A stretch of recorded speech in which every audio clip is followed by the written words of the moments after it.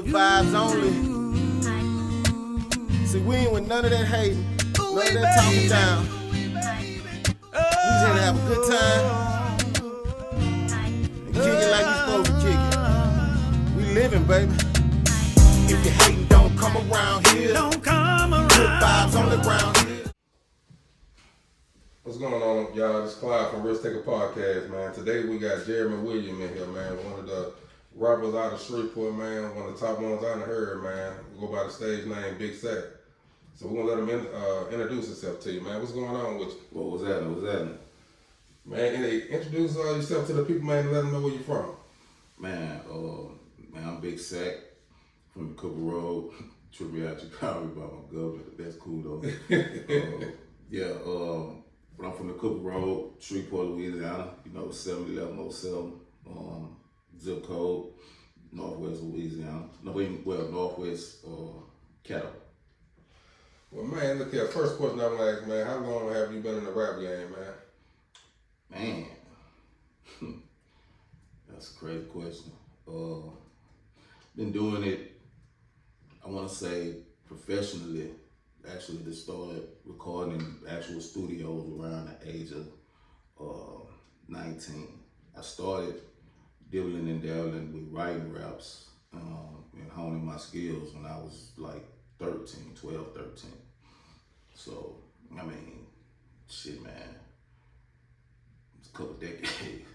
That's a long time then, man, long time. And like your style of rap, man, like how would you describe it? Your style of rap? Man, it's just reality, man. It's just reality rap. I wouldn't call it gangster rap. I wouldn't call it. It's definitely like club.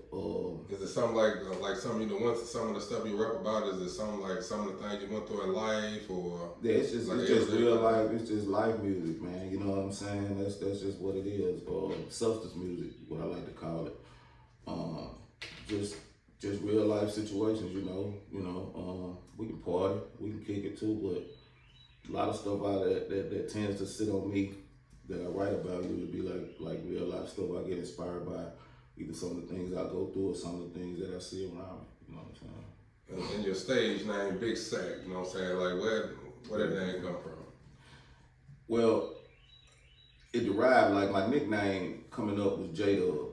You still have people call me J-Dub. You see somebody call me J-Dub 9 times out of 10, they've been knowing me well. After you see this, people must just take a shot to call me that. But a lot of people that call me J-Dub, okay, they've been knowing me. So when I started rapping and writing, I was going to use that as a stage name. Right. When I was younger, I've always been into the local scene. Okay. So it was this cat, which he my partner, good dude, my boy E-Dub. He was down with him and Chico, DJ Chico, and they had a group called 187. Okay. Well, I used to listen to their music. I was a young cat, I just buy a lot of different music, and I was into the local scene then. So he was calling himself E-Dub. So people in the neighborhood know how we are, you know what I'm saying? They start calling me Dub Sacc. You know what I'm saying? Okay. Just Dub Sacc. You know what I'm saying? Then I was hustling, you know what I'm saying? Little weed here and there, whatever. So my name was Dub Sacc. So I was like, damn, well, use a Dub Sacc to rap with. But then after he dropped another CD, little tape, and he was saying somebody, his name was Dub Sacc too. You know what I'm saying? E-Dub, well, in one song he referenced to himself as Dub Sacc. So I was like, damn, I can't use that neither because I don't want to feel like I'm biting his name. You know what I'm saying? Right. So I just changed it to Big Sacc. You know what I'm saying? Just like, because I just took the Sacc off the dub and just started calling myself Big Sacc. And then I would use it as an acronym at sometimes and call it like strictly about chasing cheddar, chasing cash or something like that. I would use the Sacc as an acronym too. You know what I'm saying? So that's just really how it came. But it's all a part of my normal nickname. You know what I'm saying? Okay, so like since you've been rapping, is there any? How many the local artists have you did songs with? Man, several. Wild Yellow, Big Papa, Young Show, me and my boy Ike, Big Red,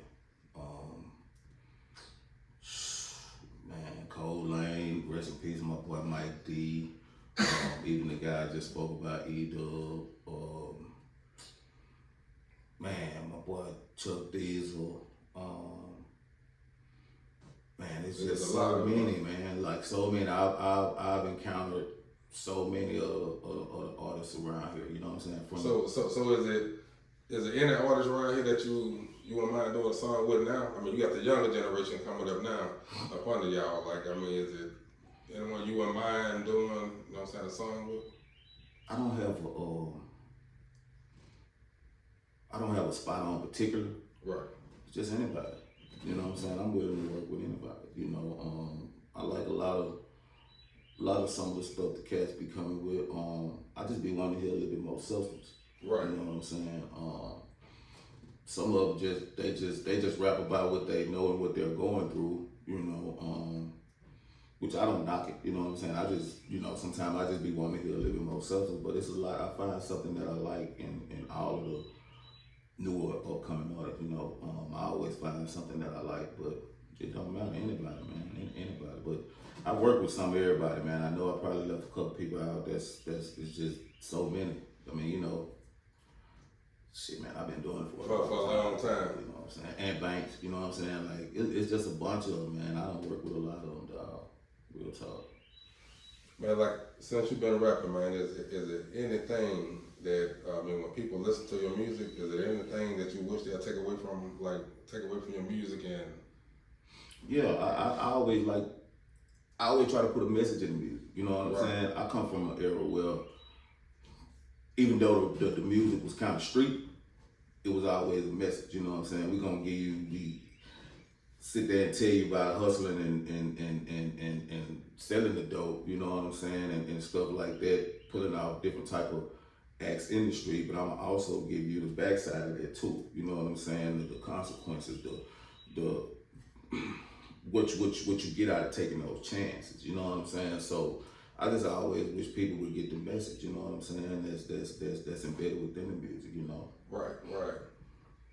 So some of the young rappers coming up, man, if you can get them any type of advice right now, you know what I'm saying, that it's into their aspiring rappers, like, I know there's a lot of them, they jump in the game, man, now it's like that, they got beef with everybody now, you know what I'm saying. Is there anything that you can get them to inspire them, man, by being in the rap game? Because, yeah, you know, last some decades now. Man. Yeah, man, the money and the beef don't mix, you know what I'm saying. Like, you can't be out here making rap money and traveling and doing shows and stuff, especially not in your local area, and trying to create a buzz and solidify your spot here.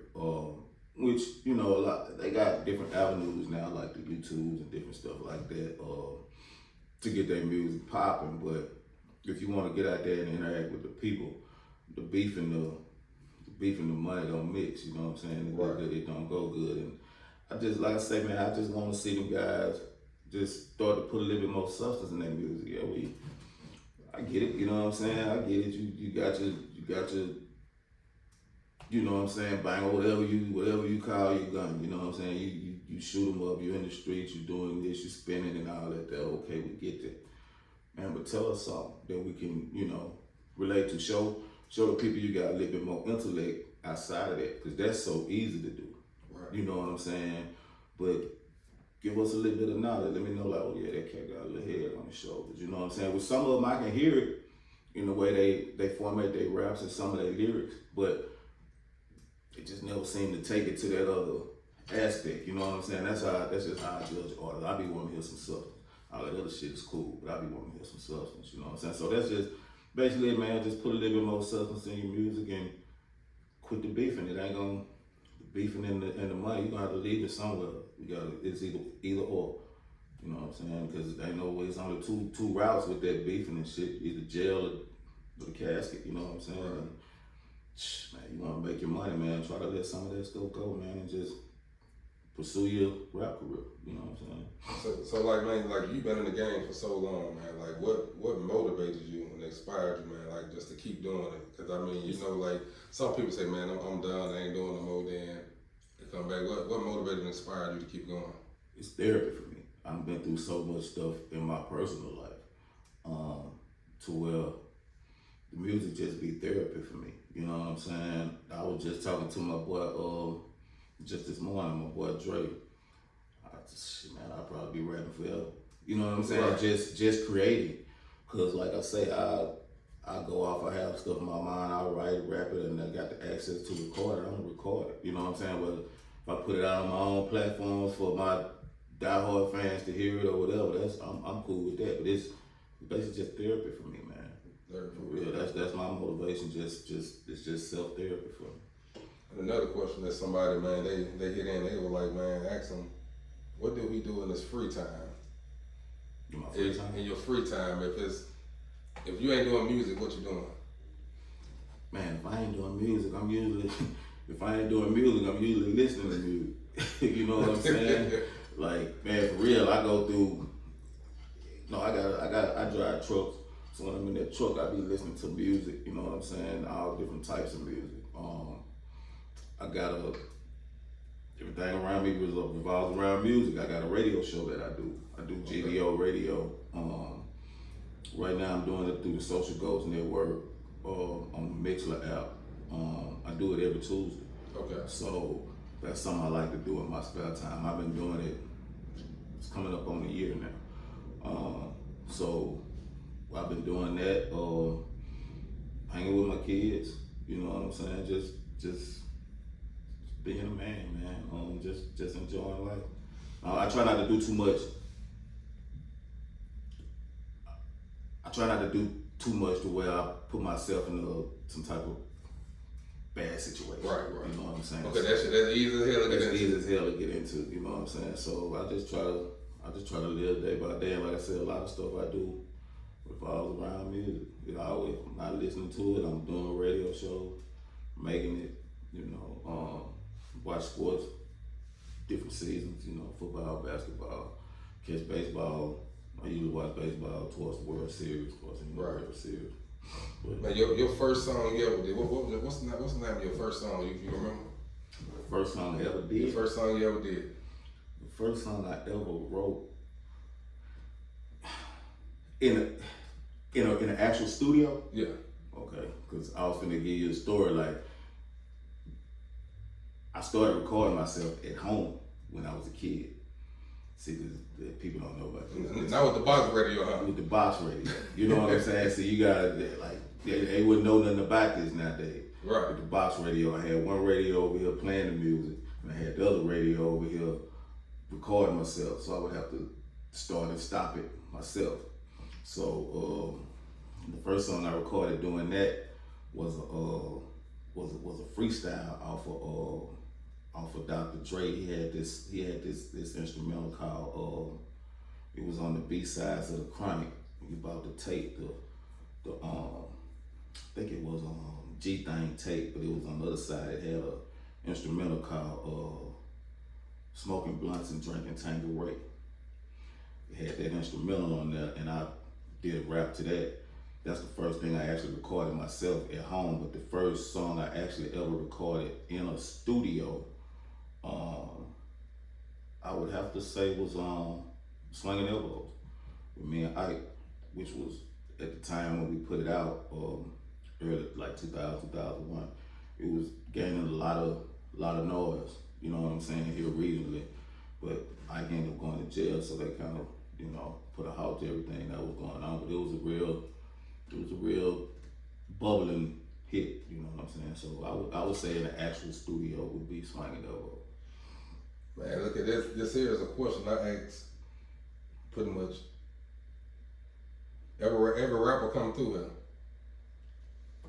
Why do you think it's so hard for rappers to make it like big, like just coming out of the Shreveport area, you know what I'm saying? Cause we got all the talent, man. We got so much talent around here rapping. We got so much, man. Me and Papa just talked about this last week, you know. And why? I mean, what do you think it is on that? Honestly, I know it's always been an issue with the unity amongst the artists. A lot of us get along, and then a lot of us don't. And I just think that, and then a lot of us get along just for the just cause of that moment. I think if we all got together and pushed for the cause of Shreveport, Right. just put Shreveport on the map with this music, all bullshit aside, we want to get the city popping where everybody that's actually making music can make some money. I think if we can, if everybody can get on that one accord, put egos aside and all that old shit. You know what I'm saying? Right. And just push for the city in one big cause. I think it'll make a bigger impact because everybody want to be the man. Everybody want to be that guy. And I just think that it's always power in numbers. You know what I'm saying? So if we can put it all on one accord, and then I think that certain people in certain positions need to shine a light on the city more. You know what I'm saying? Right. I mean, I'm not saying that nobody's obligated to do anything, but if you're in a position of power or of any type of stature to where you can shine a light on what's going on here in Shreveport in the music industry, just do that for the cause of that. You know what I'm saying? Right. Like I say, put egos to the side, put how much I'm making over here, what I'm gonna make over here, and so put all that to the back. The money gonna come. You know what I'm saying? Right. So them Atlanta cats did. Man, hey, we just said it last week, man. When Atlanta did it, man, when they came on the scene and everybody came together, man, everybody else faded out. It was just them. That's it. Yeah. I mean, that's what they did. Like the next dude that's up, like, well, shit, we finna be the next hot cat. Man, the people that's within his circle, they hit up these certain artists. Man, them artists do them songs, fill out the paperwork, and they worry about the splits on the back end. Right. Nigga ain't trying to bust your head for 30, 40 grand right out the gate. You know what I'm saying? 10, 5 grand. Well, shit, it'd be $1 grand. Nigga ain't trying to bust your head like, okay, well, he the next cat up with shit. I'm already popping. I'm good. What good is what you know what I'm saying? Just in the sense of an artist that's making it. What does it hurt me to reach back and just put my stamp on this other little cat? We signed the paperwork, the splits and everything. Be all right. I get my issue in the long run. You know what I'm saying? But I mean, everybody don't think like that. You know what I'm saying? Man, we talk, man. I think, man, there's a lot of artists, man. I bring up a couple, man, like from you, Wild Yellow. You know what I'm saying? That's some of the ones I think that, man, should have been, you know what I'm saying, been out there. You know what I'm saying? Like, there's, man, it's crazy. You know what I'm saying? And I always sat back and I was thinking, I said, man, same question I asked Big Papa last week.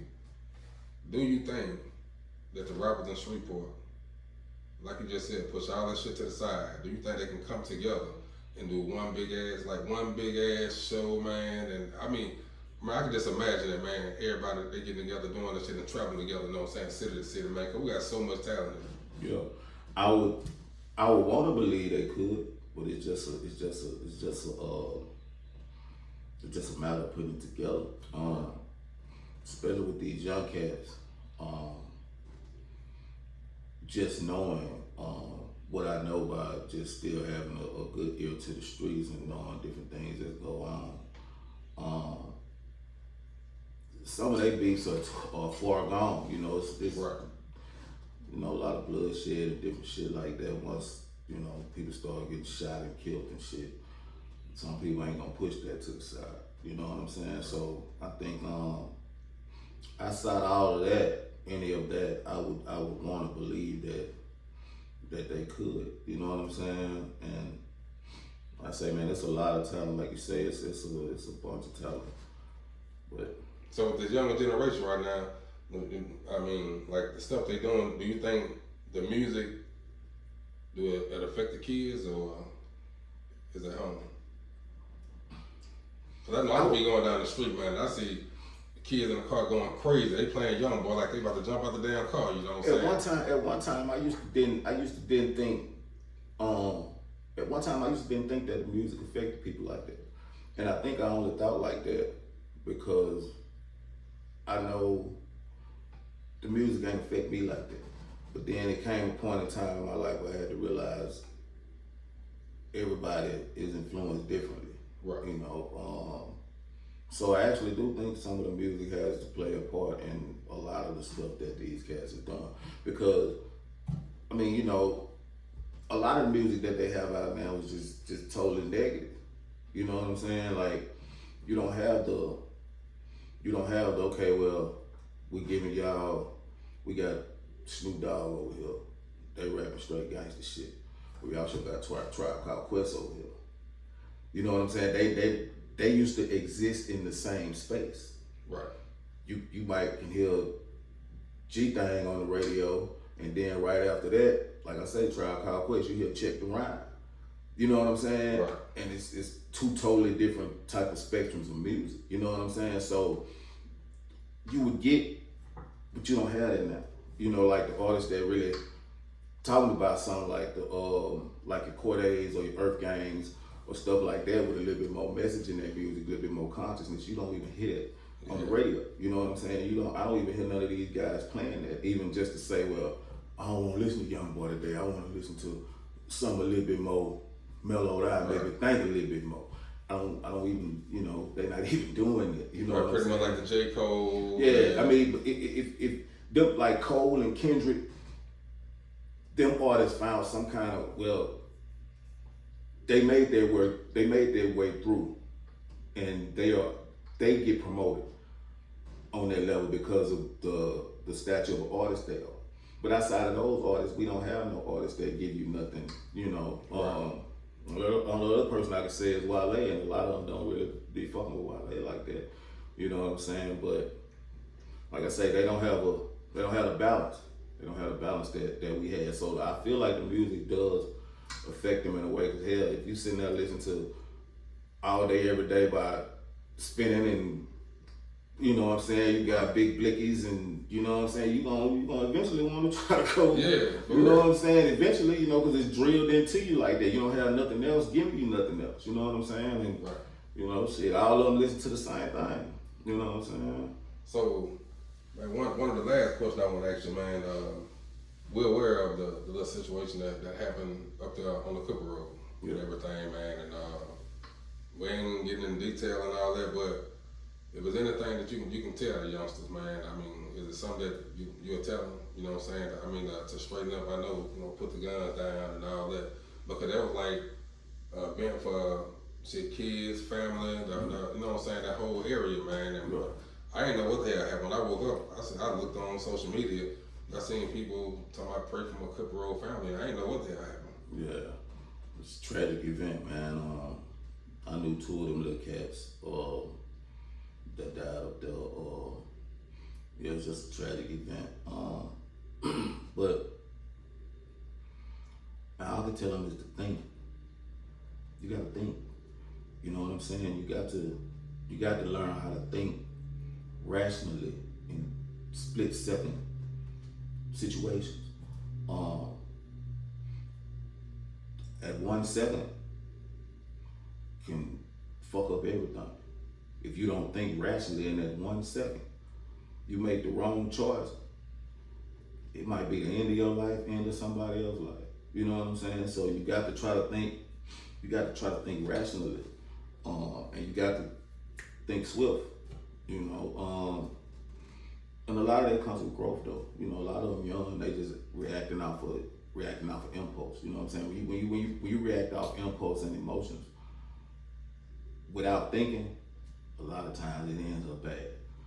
You end up doing stuff that you shouldn't have did. You know what I'm saying? When you look back at it and just like, damn, I probably could have handled that another way. But usually by that time, it's all bad. You know what I'm saying? So I just think, man, of course, put the guns away. Don't need to be out there beefing every day. If ain't nobody did nothing to your family, did nothing to you, harmed you in any kind of way, stolen from you, I just don't feel like a lot of it be worth it. You know what I'm saying? A lot of that shit, it don't be worth it. You know what I'm saying? You got to learn how not to be bothered by words that people speak. People gonna say a lot. You know what I'm saying? If you ain't strong enough to, as long as you ain't putting your hands on me, I'm cool. We call y'all kind of everything. You know what I'm saying? Right. You just gotta learn how to control them emotions. And like I say, man, just remember to think rationally in that one split second, because that's all it takes to fuck up your whole life or somebody else's life. And man, I see your GVO shirt, man, the good vibes only. Yeah. And like I already told you, I won't mind. All right. But man, how long you been doing that? Man, about 3 years. About 3 years? 3 years. I did a song with Jeter Jones. We got a video for it and everything. The song is called Good Vibes On. Okay. So when we recorded the song, I was sitting there thinking of ways to actually promote it, brand it and promote it. And I said, well, damn, I hit my boy Skip up to see if he can make me some kind of logo. And shout out to Skip, man. Skip do all my logo. Yeah. I hit Skip up to see if he can do me a logo. And we collaborated on it. You know, I told him what I wanted, what I didn't want. And he came up with it. And I ended up making it a brand. I got all the paperwork did to make it a brand, and then I doubled back and I was like, well, damn, I had already had a request to do a radio show. You know what I wanted to call it? Like, damn, I wanted to call it GVO Radio. You know what I'm saying? So that's why it's a radio show too, but it's also a clothing brand. It's what I like to live off of. You know, good vibes, man. I mean. So if anybody wanna, man, you know what I'm saying, check out the show, man. Let them know where they can go check out the show at and what days, what time, and stuff like that. Man, it's I do it every Tuesday on the Mixler app. Like I said, I post the links all on my social media. You can follow me at Jeremy Williams on Facebook. You can follow me at Sacc the Great on Instagram. Sacc the Great on Twitter. Sacc the Great #1 on TikTok, and you can just Google Big Sacc, SACC on YouTube. I post the links. Like I say, you just get connected like that. Even with the merch, you just holler at me on any one of them platforms to get the merch. So, Man, got you, man. But man, Risk Taker Podcast, man, we want to appreciate you for stopping by, man. It was a pleasure, man. I mean, one phone call, man, shit, you was here. Yeah. I know you got a busy day, man, and man, we're looking forward, man, talking to you again, and man, we're gonna put something together, man. We appreciate everything. Oh man, it's all love, brother.